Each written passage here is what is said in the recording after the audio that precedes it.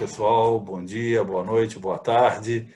Você que está nos assistindo, mais uma vez, muito obrigado pela sua audiência e obrigado por você se inscrever no canal. E se você ainda não se inscreveu, por favor, se inscreva no canal do Novo Normal. Queremos a sua assinatura, queremos o seu prestígio. Pessoal, hoje nós estamos aqui com Marcelo Braga, uma pessoa muito especial para conversar conosco. Eu já apresento o Marcelo como ele merece, e Bruno Fiorentini, que dessa vez desce para entrevistado. Nós vamos falar sobre o futuro do trabalho, Bruno, com um fundo muito bonito, não é isso, Bruno? E vamos falar do futuro do trabalho, que é um tema palpitante, é um tema que todo mundo quer saber, está todo mundo se perguntando.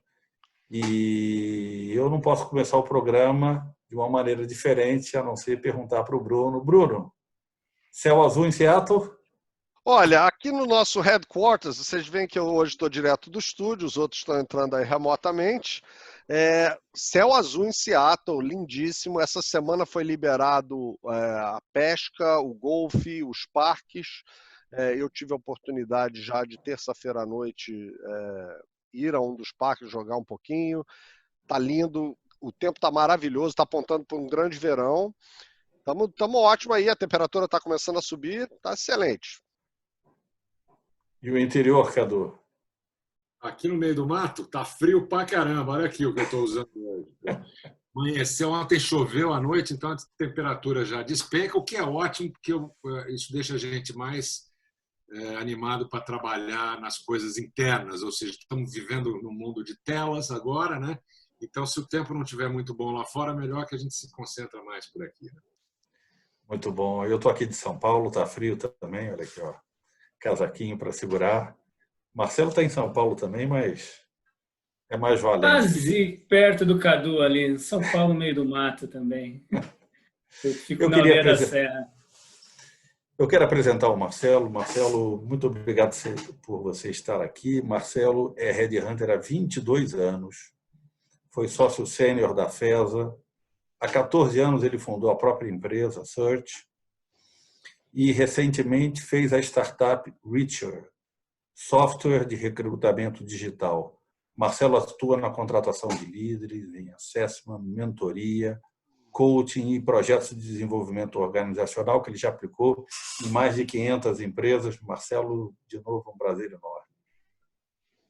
Uma boa tarde a todos. É um grande prazer aqui estar com vocês. Obrigado, Rogério, Cadu, Bruno, pelo convite. E vamos aí lidar com essa nova realidade mundial que a gente tem pela frente. E o outro convidado hoje, que troca de lugar, apesar de estar lá nos estúdios do Novo Normal em Seattle, hoje ele passa a ser convidado e não moderador, não apresentador. E hoje eu e Rogério que estamos com essa missão de sabatinar os dois aí. Bruno, é um privilégio sempre falar dele, porque além de um amigo querido, especial, daqueles que a gente conta nos dedos de uma mão, Rogério, você também, tá? Você está na mesma mão. Pode ficar tranquilo, tá? O Bruno tive a oportunidade de trabalhar quando ele era jovem, um executivo em plena ascensão de carreira e foi parte da minha equipe quando eu era diretor de marketing na área de pessoa física do Banco Nacional. E de lá ele partiu para sua carreira brilhante, uma trajetória iluminada de muitas conquistas e de um aprendizado que ele dividiu recentemente num artigo que ele publicou no LinkedIn sobre a importância da diversidade cultural, da diversidade de gênero, da diversidade, enfim, que está posta na nossa sociedade de uma forma inteira e verdadeira, com as passagens que ele teve pela Austrália, por Singapura e também nos próprios Estados Unidos, onde ele está baseado hoje, com passagens pela Microsoft e pela Amazon também.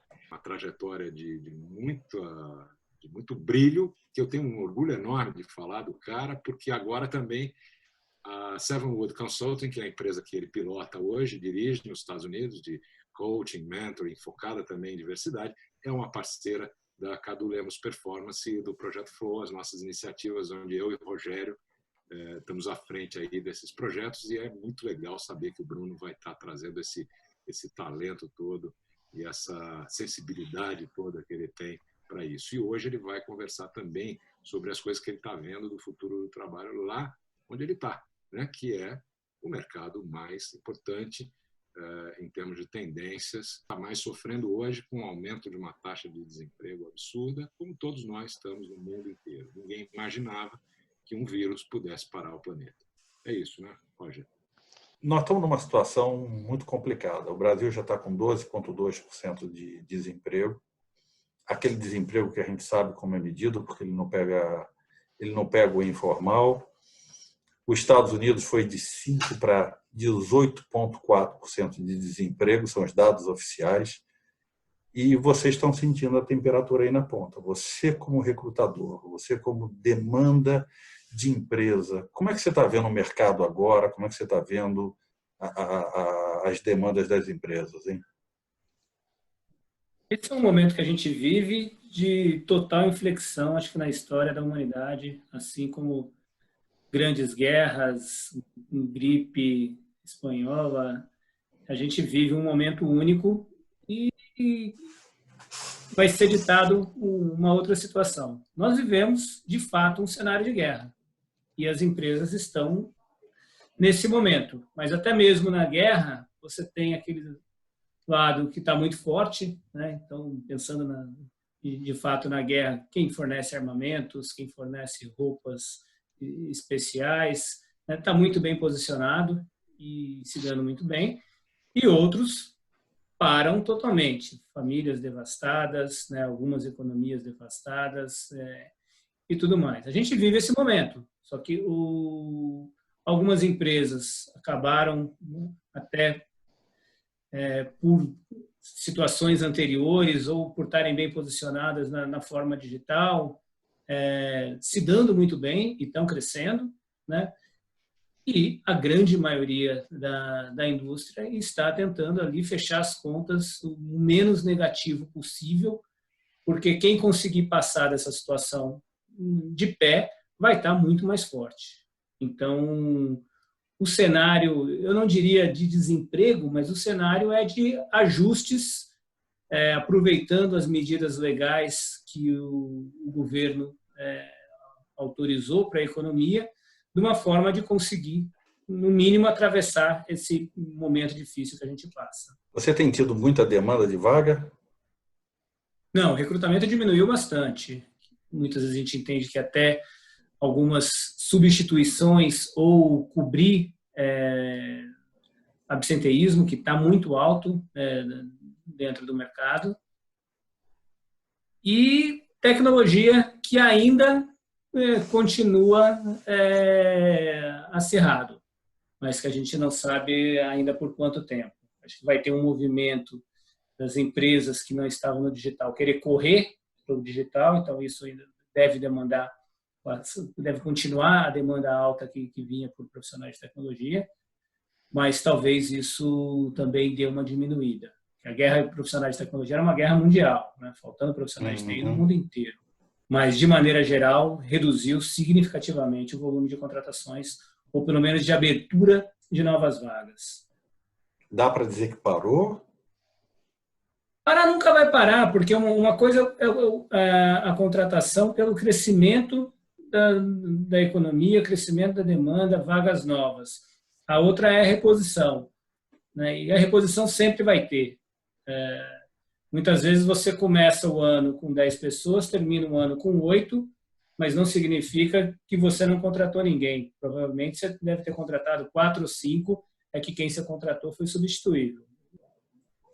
Bruno, a gente fica assistindo os números dos Estados Unidos aqui. Os Estados Unidos saiu de 5% de desemprego e agora 18,4% de desemprego. Como é que vocês vivem isso, hein? Dados oficiais, né? Porque a gente sabe que o número pode beirar os 25%. Assim como também aqui no Brasil, os dados que a gente tem oficiais também não refletem necessariamente a realidade. Como você falou, Rogério, 18% é um número grande. A gente tem que colocar algumas explicações, algumas notinhas de rodapé nesse número, né? Primeiro, obviamente, os Estados Unidos parou. Os Estados Unidos é o país que tem maior número de mortes, maior número de casos. Obviamente tem tamanhos grandes e tal, relativamente ele é maior que alguns outros países, mas o fato é, números absolutos, é o país que hoje representa essa crise de uma forma mais absoluta.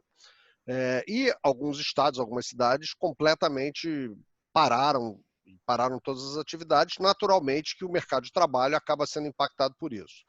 A outra coisa importante é, nos Estados Unidos, o auxílio que o governo está dando, o mecanismo de auxílio está vindo também através do auxílio-desemprego. E muitas empresas, principalmente as pequenas e médias empresas, estão se utilizando desse benefício suspendendo contratos de trabalho. Então, essas pessoas passam a se qualificar ou estar nos números de desemprego, para que essas pessoas recebam do governo diretamente, né? Então, elas passam a receber um cheque semanal do governo ao invés do cheque da empresa. Então, dessa forma, elas aliviam a sua folha de pagamento, elas têm o subsídio do governo chegando através do auxílio direto aos funcionários, mas os números de desemprego aumentam. Dito isso, algumas posições foram eliminadas e não voltarão no curto prazo, nem mesmo logo depois da crise. Outras eu acredito que voltarão, mas a gente ainda não sabe exatamente mensurar esses números. Como o Marcelo falou, tem setores que vão ser mais afetados que os outros, né? Aqui, por exemplo, você vê ainda os setores de varejo eletrônico, contratando bastante. A Amazon contratou 100 mil pessoas em abril e está abrindo 75 mil novas posições em maio. A Walmart também tem 50 mil posições abertas. Todas essas posições para o atendimento do público e aumento da demanda que foi gerado pela crise. Então, são posições normalmente nos seus armazéns, na área de estoque, na área de logística, na área de entrega e até mesmo na área de atendimento ao público, porque tudo que é supermercado, mercadinho, os serviços chamados essenciais, eles sofrem desse absenteísmo que o Marcelo falou, por conta da doença. Então as pessoas que ficam infectadas passam a não ir trabalhar, você tem uma rotatividade maior, você tem o turno de trabalho que também se estende, né? Então você tem que fazer uma rotação diferente, e tudo isso vai gerando oportunidade nesse setor particularmente. Você tem outros setores, como o setor aéreo, setores de turismo, basicamente, que, obviamente, os negócios desceram a tal ponto que não tem outro jeito senão mandar a gente embora. Você pega o Uber, acho que foi na segunda-feira, anunciou um novo corte de 22% da sua força de trabalho. O Airbnb, se eu não me engano, foram 40% de pessoas cortadas, porque esses negócios simplesmente desabaram. Então, as empresas também estão preocupadas com a sua sobrevivência, né? Com a sustentabilidade dessa situação, de como é que elas vão estar rodando e estar se sustentando a partir daí. Falando de perfil, mudou o perfil da pessoa que está sendo solicitada? A crise fez com que as empresas buscassem pessoas diferentes? Ainda não deu tempo para isso, Rogério, mas isso certamente vai acontecer. A economia, o mundo vai ser outro pós-coronavírus, muito mais digital. Então, a gente vê hoje diversos movimentos, como, por exemplo, o varejo. A criatividade do ser humano, ela é impressionante. Então, tem muitas lojas hoje no varejo de porta fechada, mas que pegaram seus vendedores, deram treinamento para que eles se tornassem influenciadores digitais e estão todos ali vendendo através de voucher, né, mandando sacola, achando uma forma de não parar para a economia girar. Esse vendedor, né, que era um vendedor de uma loja, de um atendimento pessoal, que não corria atrás de cliente, né, porque ele era passivo, né, era quem entrava na loja e queria fazer o atendimento. Esse cara hoje ele virou um profissional gabaritado, né, ou pelo menos acima da média dos profissionais de marketing digital, de buscar seguidores, começou a fazer um processo de venda ativa, de fidelização de cliente, de criar engajamento, e isso é um skill totalmente diferente que antes não se pedia para um profissional de vendas. E assim vai impactar a economia como um todo. A realidade das empresas hoje não é uma realidade ainda de pensar em recrutamento. Recrutamento é até um assunto não muito amigável de se lidar nesse momento, porque está todo mundo com outras preocupações. A pauta é: eu desligo, eu suspendo, eu reduzo jornada, como que eu faço uma política de home office onde eu esteja protegido, né, por questões legais. Então, a pauta ainda é essa. E aí, depois, sim, vai vir uma avaliação, primeiro, de perfis. Legal. Diante dessa realidade, as pessoas que eu tenho trabalhando na minha empresa, elas hoje estão adequadas às responsabilidades que a gente imagina? Então, as empresas vão começar a fazer um papel de fazer um assessment das pessoas da sua organização diante do novo mundo que vem. Quero saber uma coisa de vocês dois. Eu entendo que essa pauta ela seja necessária para o momento que a gente está vivendo, né? De redução, de sobrevivência. Mas, ao mesmo tempo, eu entendo que quem está lá no jogo, mesmo mudando ou ampliando a sua capacidade de melhorar o seu perfil, de criar uma competência nova, como foi bem lembrado, aliás, essa questão que o varejo brasileiro está fazendo, que é muito interessante, né? O vendedor está adquirindo uma série de novas habilidades que ele talvez nem imaginasse que ele tinha, e foi jogado nesse mundo digital, assim como quem não trabalhava em casa também foi jogado nessa realidade. Isso é uma questão de momento de sobrevivência. A minha pergunta para vocês dois é a seguinte: e o quanto se faz ou se deveria fazer com quem está jogando o jogo agora e teve que passar por essa mudança toda agora, em termos de saúde mental, saúde emocional, a visão da empresa como cultura? Eu só quero reduzir meus custos, eu só quero sobreviver, ou eu preciso cuidar de quem está comigo, de alguma forma, dar condições além daquelas da minha cobrança? Eu queria provocar vocês dois aí nesse sentido. Eu queria complementar um pouco, porque o Marcelo ele tocou em pontos para mim que são muito importantes. E que, de certa forma, tem a ver com o que a gente vai esperar em termos de competências que as pessoas vão acabar tendo que desenvolver e tal. O fato é o seguinte: nós, de repente, fomos jogados nessa situação. Ninguém esperava isso. Então, primeiro, existiu... o que aconteceu já é uma aceleração impressionante da revolução digital. As empresas estão tendo que entrar no mundo digital à força. Aquelas que ainda não tinham entrado, elas têm que entrar. As tecnologias que estão sendo utilizadas, elas já estavam disponíveis, elas já eram disponíveis antes, elas continuam disponíveis, elas apenas não estavam sendo devidamente utilizadas para muitas empresas, né? Ontem eu estava assistindo uma apresentação do professor Silvio Meira, que ele estava falando uma coisa interessantíssima. Ele falou, CRM é uma coisa que vem desde os anos 90, e ainda hoje você tem empresas que alegam não conhecer o consumidor delas. Como é que é isso? Se você tem essa tecnologia disponível há tanto tempo. Então, a tecnologia já estava disponível. O que acontece é que as pessoas agora elas estão precisando aprender e utilizar essa tecnologia na marra. Não adianta, não teve tempo de preparação. E aí a gente vê a capacidade do ser humano de se adaptar, porque rapidamente a gente tem novas coisas acontecendo. Você vê a plataforma que a gente utiliza aqui, o Zoom, né? Quantas novas features, novas aplicações você tem só dentro do Zoom? Esse fundo de tela, por exemplo, quem usava isso? Ninguém. Agora a gente já vê todo mundo utilizando seu fundo de tela, customizando o seu fundo de tela, não só o fundo que ele usa, só para dar um exemplo. Então, nós temos uma capacidade de adaptação muito grande. Eu acredito muito nessa capacidade de adaptação.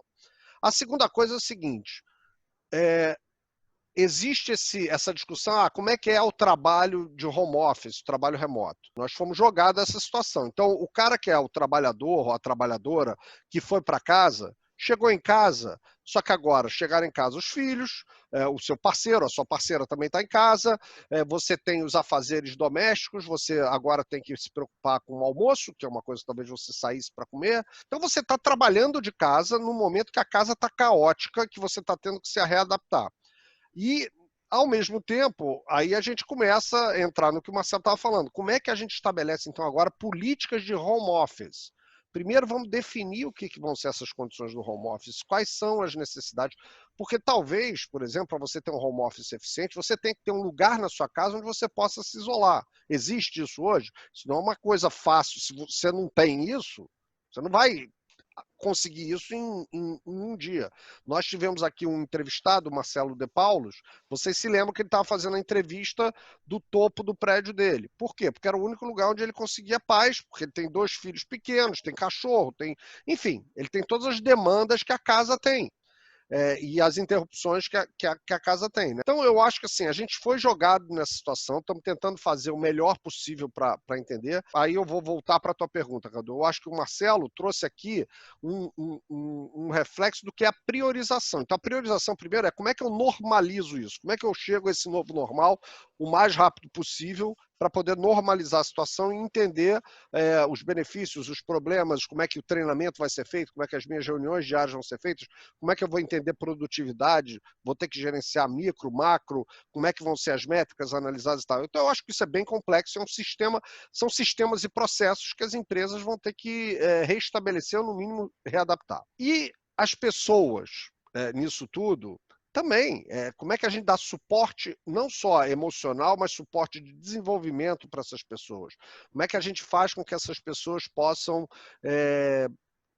ter uma perspectiva de desenvolvimento de carreira que não seja interrompido? A gente está numa situação de crise, as pessoas elas têm uma expectativa de desenvolvimento, mesmo trabalhando com um instinto de sobrevivência bastante aguçado, visto que muita gente está sendo dispensada, muitas jornadas estão sendo reduzidas, as pessoas que estão dentro ainda têm essa expectativa de desenvolvimento. Eu acho que talvez as empresas não estejam... A gente não esteja tão aparente isso, mas elas estão olhando mais do que a gente imagina. Existem os happy hours virtuais, tem empresas, por exemplo, aqui nos Estados Unidos, que fazem até reuniões onde elas mandam para casa dos seus colaboradores cestinhas que vão servir como coffee break. Então, olha, a gente está fazendo a reunião aqui, tem uma cesta de frutas, que isso representa o nosso coffee break. Um outro ponto que eu gostaria de colocar aqui. O nosso trabalho, do ponto de vista social, é aquele local onde a gente vai para socializar também, né? Quantas pessoas têm no seu trabalho a sua principal fonte de socialização? São os relacionamentos que você estabelece, as pessoas que você convive, você vai comentar sobre os assuntos do dia, você vai levar assuntos para casa das coisas que aconteceram no trabalho. E, de repente, eu estando aqui e vocês estando aí, será que a gente só vai se encontrar nesse ambiente virtual para falar de negócios? Como é que fica essa parte da socialização? Uma parte que você, Cadu, fala tão importante, que é aquele break a cada 1 hora, onde eu vou dar aquela reenergizada. Até é uma questão biológica, né? Você precisa se recuperar, fazer a renovação do processo. Então, da mesma forma que a gente já falava para as empresas, durante o seu expediente, criarem pit stops, interromperem um pouco e voltarem à atividade, essa falsa sensação de produtividade que a gente está tendo agora, porque está concentrado na tela, ela é um perigo, porque se você não criar disciplina para fazer as interrupções também, você vai espanar mentalmente e emocionalmente. A coisa é muito séria. Você começa uma videoconferência às 8 da manhã, termina às 8 da noite, você não lembra o que você falou na primeira. E mais do que isso, será que é uma responsabilidade só das empresas ou de cada um de nós de criar essa rotina? Cadu, o que eu penso nessa linha? Tudo foi muito rápido, né?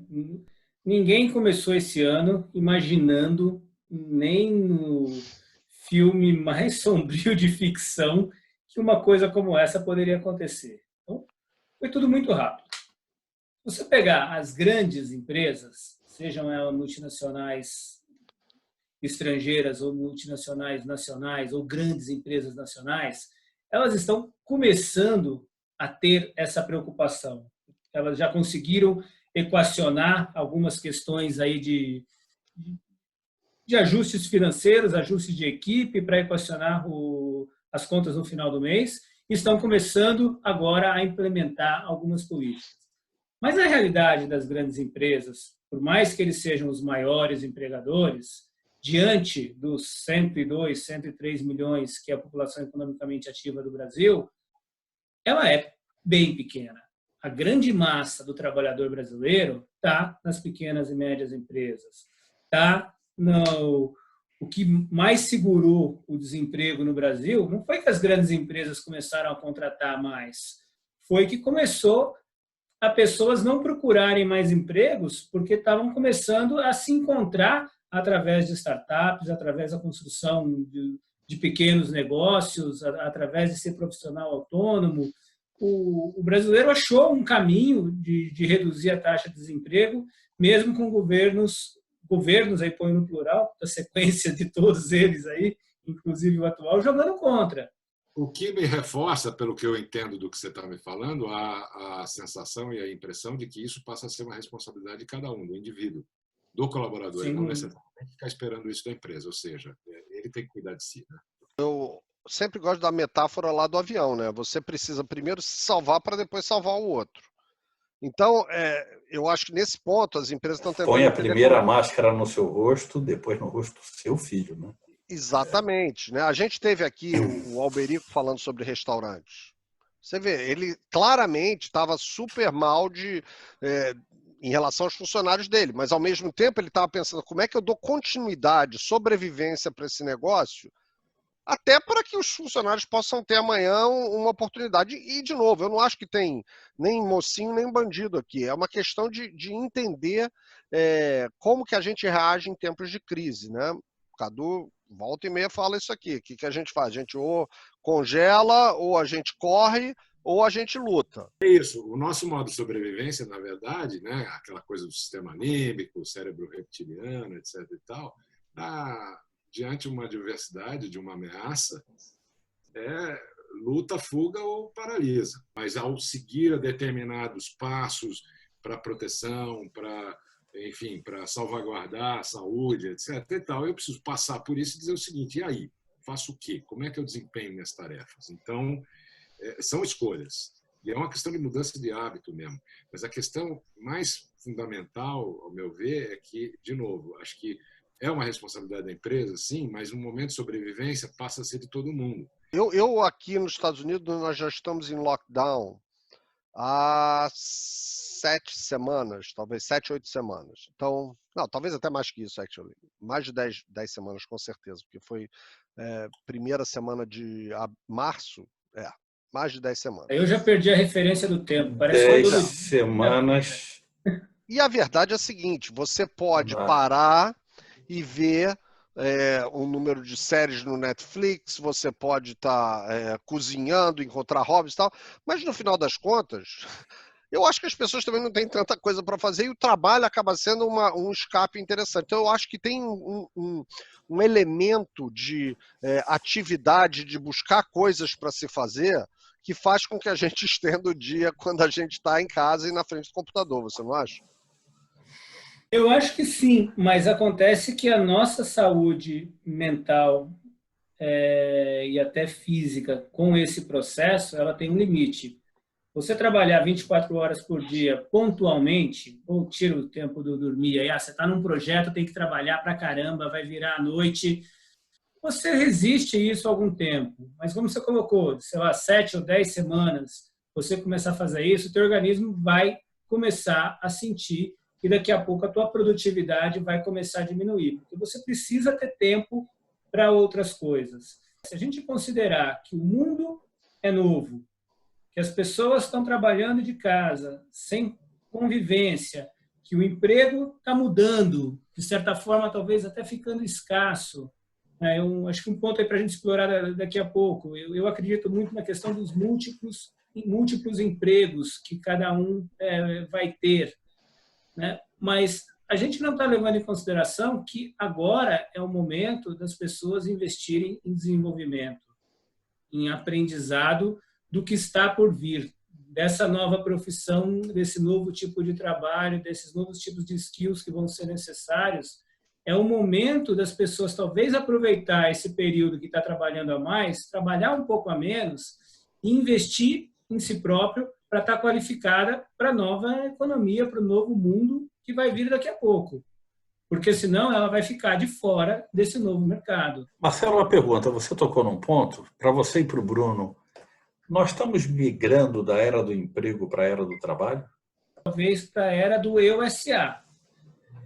Eu vou ter alguns skills e que eu vou usar isso de diversas formas. No momento eu posso até fazer um trabalho como executivo por uma empresa que está precisando de um cara do jeito que eu tenho, vou lá, trabalho part-time, eu trabalho por 6 meses, 100% para essa empresa, mas com N outros projetos rodando em paralelo.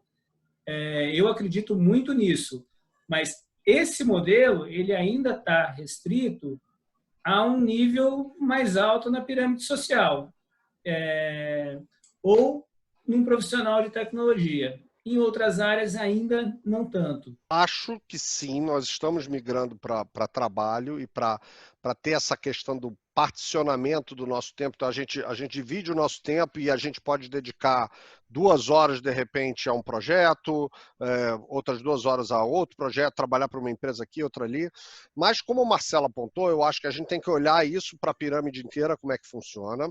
Porque, veja você, eu até diria que da parte mais baixa da pirâmide, você tem pessoas já fazendo isso quando elas começam, elas às vezes têm até empregos fixos, mas elas no seu tempo extra trabalham como Uber, ou elas vão trabalhar entregando alimento. Aqui nos Estados Unidos existe muito isso, né?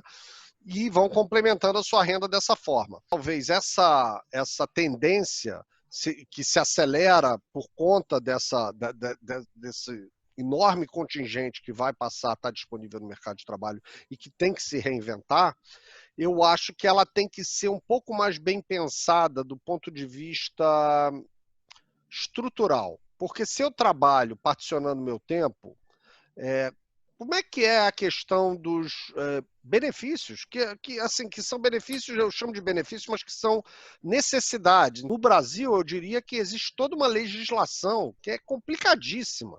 Como é que esse welfare é desenvolvido num modelo onde a gente tem o EUSA, para refrasear o que o Marcelo falou? Eu acho que essa é uma questão de debate muito, muito profunda, especialmente num país que demora tanto para fazer essas reformas, que demora tanto para discutir tudo isso, e aí você entra com a parte política que, enfim, inevitavelmente você tem que discutir isso do ponto de vista político. Esse assunto dá pano para manga. A gente não tem tempo nesse programa para discutir isso. Mas tem uma coisa que eu quero perguntar que dá para discutir agora e que eu ouvi do Marcelo, no EUSA, que eu gostei muito, e do próprio Bruno. Que competências são essas que vocês falam que precisam? Que skills são esses necessários para lidar com essa transição? O primeiro ponto que precisaria aí é cada um se conhecer, né? Porque não adianta, não existe um skill que serve para tudo, né? Se você quer trabalhar com marketing, você tem que ter determinados skills. Se você quer trabalhar com liderança, você tem que ter outros. Se você quer trabalhar com tecnologia, você tem que ter outros. Então, primeiro a pessoa tem que ver onde que ela quer trabalhar, fazer um self-assessment, né? E identificar ali onde ela está e o que ela precisa se desenvolver. O mundo está migrando para o lado digital. Então, da mesma forma que acho que nós estamos, de certa forma, mais próximos um do outro aí de faixa etária do que da juventude, é diferente de quem está entrando no mercado, mas a gente viveu a fase do que... Fale por você, não me inclua nessa, não. A gente viveu a fase aí do inglês. Pô, o cara que sabe inglês cresceu absurdamente na carreira, mesmo que ele fosse um péssimo profissional, um péssimo gestor, não entregava nada, mas era o cara que conseguia falar com a matriz, virava a pessoa da confiança. Depois vivemos do skill tecnológico. O cara que sabe fazer uma planilha de Excel, que sabe fazer um PowerPoint bonito, era o cara que crescia. E acho fundamental as pessoas terem noção de marketing digital, porque é o que vai nortear. Grande parte da população não vai mais sair de casa para trabalhar. Mas deixa eu só puxar essa resposta da pergunta do Cadu mais para o lado das competências, eu não sei se a gente pode chamar de soft skills, né, que são as competências mais emocionais e tal. Eu imagino que, primeiro, as pessoas precisam e vão precisar cada vez mais ser curiosas. Elas vão ter que estar prontas para aprender continuamente. Porque o que essa crise prova para a gente é que o aprendizado constante é cada vez mais um pré-requisito nesse mundo que a gente vive, no novo mundo. A segunda característica que eu acho que é muito importante e que passa por capacitação e que passa por educação é a parte da comunicação. Porque a gente passa a ter muitos meios diferentes de comunicação, então sejam eles a capacidade de comunicação oral, que passa a ter ambientes diferentes, como as videoconferências, as reuniões presenciais, que vão existir, talvez elas sejam mais escassas, mas vão existir. A comunicação entre culturas diferentes, posto que o mundo cada vez fica menor e a gente fala com pessoas de diversas partes. A comunicação por e-mail, a comunicação por videoconferência, a comunicação direta, a comunicação indireta. Então, eu acho que a comunicação, a capacidade de se comunicar, executivo de ponta, com certeza, ele tem que saber se comunicar muito bem, muito efetivamente. E rápido, né, conciso. Terceiro, flexibilidade. Flexibilidade que vai servir para várias coisas. Inicialmente, para trabalhar de qualquer lugar. Como é que eu mudo esse meu ambiente de trabalho rapidamente e consigo ser efetivo? Como é que eu posso entender que hoje eu vou estar trabalhando somente para um projeto e para uma empresa e amanhã eu vou estar trabalhando para 3, 4? Como é que eu consigo entender que hoje eu lidero uma equipe e amanhã eu sou liderado? Ou eu sou um gerente hoje, amanhã eu sou um contribuidor individual? Eu acho que flexibilidade é a terceira. A quarta, para mim, é a questão do seu autogerenciamento no sentido de produtividade. Porque o Cadu apontou, e ele gosta de falar isso aqui nos nossos programas, sobre esses softwares de gerenciamento que veem quanto que a pessoa logou, não logou, etc. Isso não veio de hoje de novo, a tecnologia está aí há muito tempo. Eu lembro sempre que a Marisa Mayer, quando assumiu o Yahoo, como CEO do Yahoo, ela vindo do Google, que é uma expoente dos millennials, na minha opinião, e é uma excelente executiva, mas a primeira coisa que ela viu, ela foi ver lá a utilização da network e concluiu, a partir dos dados, que as pessoas não estavam efetivamente trabalhando de casa, elas estavam fazendo talvez outras coisas. Uma coisa que é muito séria nessa história toda, que é a palavrinha chamada confiança, que é um aspecto que deveria ser pré- e pós-Covid presente em todos os momentos. Então, tem que ser, e é fundamental para qualquer equipe. A gente começa a partir. Se você não tem confiança, não existe equipe. Eu concordo com isso. Mas então, essa parte de produtividade, da gente ser capaz de. Inclusive, Marcelo, você apontou até que a gente não é sustentável a gente ficar trabalhando 20 horas por dia todos os dias. Calibrar quanto que a gente vai trabalhar, quanto que não vai trabalhar, como que a gente vai produzir, quando que a gente é mais produtivo, do ponto de vista profissional, acho que as pessoas vão ter que se capacitar para entender e se autogerenciar mais. E o quinto e último item que eu acho que é muito importante, o último item na minha, obviamente, concepção, é a parte de colaboração. E não é uma colaboração somente entre pessoas. É como que eu colaboro com pessoas, como que eu colaboro com máquinas, como é que eu colaboro com a tecnologia, como é que eu colaboro com inteligência artificial, como é que eu trabalho e interajo com isso, né? Como é que a tecnologia pode me ajudar e eu posso ajudar a tecnologia. Em determinados países emergentes, a gente tem que ter um planejamento de introdução da automação e tudo mais, porque você não quer criar um caos econômico por não ter pessoas preparadas, mas o fato é o seguinte, a gente tem que aprender. E eu diria até que esse aparelhinho aqui, né? Deixa eu ver aqui se aparece, que é o celular, ele é sensacional nesse sentido, porque ele está fazendo com que todos nós, e cada vez mais ele está ficando disponível para todos nós, tenhamos experiência de trabalhar com tecnologia, de trabalhar no mundo digital e entender como é que é essa interação homem-máquina. Pessoal, estamos chegando no final do programa. Eu queria colocar uma pergunta, na verdade, uma abstração para você, Marcelo, para você, Bruno, que é: quando voltar, quem é esse profissional? Como é que vocês podem falar para as pessoas que estão nos ouvindo que elas devem se preparar nesse período para elas saírem? De que jeito? E, se vocês puderem colocar quais as indústrias que vocês acham que mais vão contratar, seria ótimo também.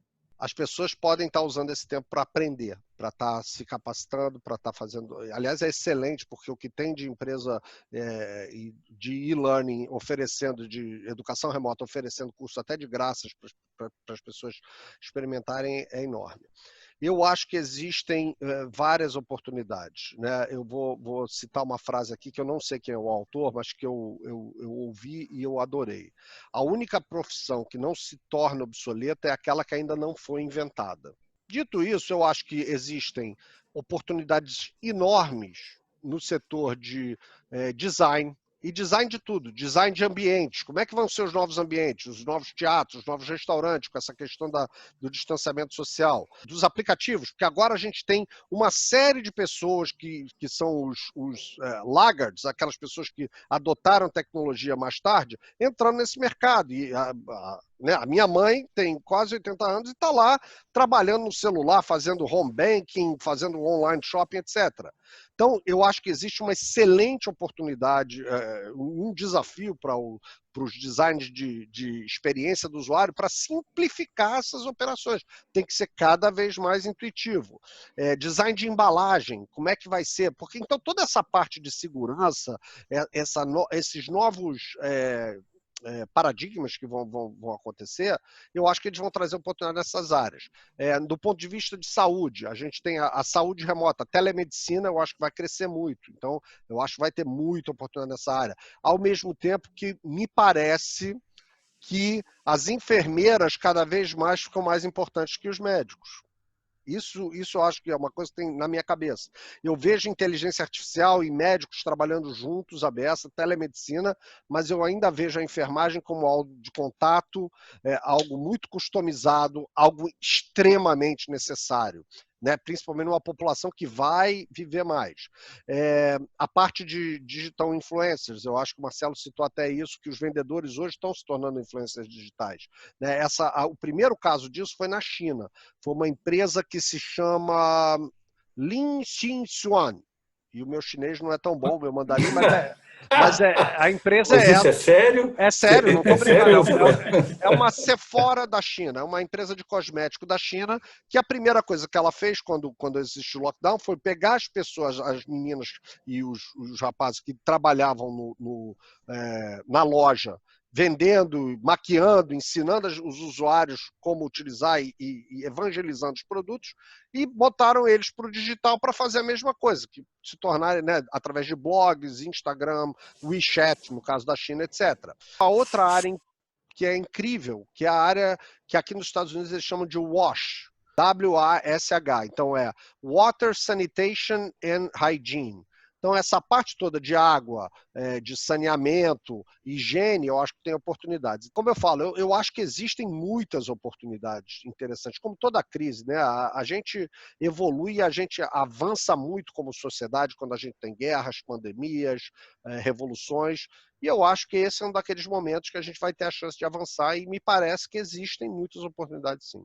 Nós somos hoje o que nós construímos no passado, na nossa história, para a gente chegar até aqui. Só que hoje em dia a velocidade da transformação é tão grande que nós seremos, desse novo normal aí na frente, o que a gente está construindo hoje.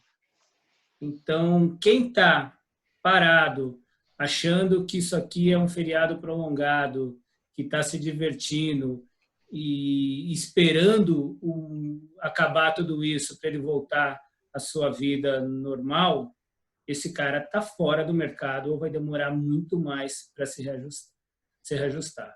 Esse é o momento de entender que o que está aqui é real, é sério, vai transformar muito e toda crise gera oportunidade. Eu acho que para o Brasil conseguir dar um crescimento um pouquinho mais significativo, vai precisar do governo. A gente vai precisar investir em infraestrutura pesada para injetar dinheiro na economia e daí girar o comércio de bens de consumo, né? Depois começar a entrar no setor imobiliário, no bens de consumos duráveis, e permeando tudo isso, o setor de tecnologia, o setor de saúde, o setor de educação. Eu acho que são setores que vão crescer independente do governo fazer a sua parte ou não. Mas o grande salto do Brasil vai nascer com a retomada das grandes obras. Diferente dos países desenvolvidos, a gente tem um país a construir. Nós vivemos num país cuja infraestrutura atual é a mesma de 1970, com alguns facelifts aí. Então, tem que colocar a mão na massa, mas colocar com responsabilidade, com boa administração do dinheiro público, para não virar a maluquice de se gastar um dinheiro onde hoje esse dinheiro é curto, né? E se a gente gastar mal, aí realmente nós vamos para um caminho de Venezuela ou outras situações que eu espero muito que não seja esse caminho. A gente vai ter inteligência para conseguir superar isso. Eu espero que os anjos lá em cima toquem trombetinhas para isso que você falou, porque cada carruagem, nosso problema histórico que de 1500 para cá, vamos torcer, né? Pessoal, cumpro o meu dever de encerrar o programa. Marcelo, fazendo um agradecimento muito grande a você, um prazer ter tido você aqui no programa, que seja o primeiro de vários, viu? Adorei o convite e conte sempre comigo aí. Foi um prazerzaço. Bruno, obrigado. Você como entrevistado é ótimo também, viu? Vamos explorar mais essa sua faceta, viu? Foi legal estar desse lado, mas foi ótimo ter o Marcelo aqui como painelista junto comigo e poder debater essas ideias, entender as provocações do Cadu, que são, obviamente, sempre excelentes, mas... Pô, é um prazer fazer esse programa. Esse programa aqui é legal porque a gente aprende um bocado. Toda pessoa que vem aqui traz uma perspectiva diferente. Hoje eu tive a chance de falar um pouquinho mais e é uma delícia. Um tema que merece uma sequência e a gente tem que falar mais sobre esse assunto porque, de novo, 70% da nossa vida adulta a gente passa no trabalho. Portanto, qual é o significado que a gente vai buscar? É isso. Obrigadão, pessoal. Foi ótimo estar com vocês. E ele não fez comercial nenhum. Ele Inscrevam-se. Inscrevam-se no canal. Eu já falei isso. Inscreve aí, ó. Aplica, e toca o sininho, né? Não é isso que o cara fala também? Pega o sininho. Toca aí. Aqui, ó. Aí, pra poder lembrar quando a gente estiver no ar. Mas...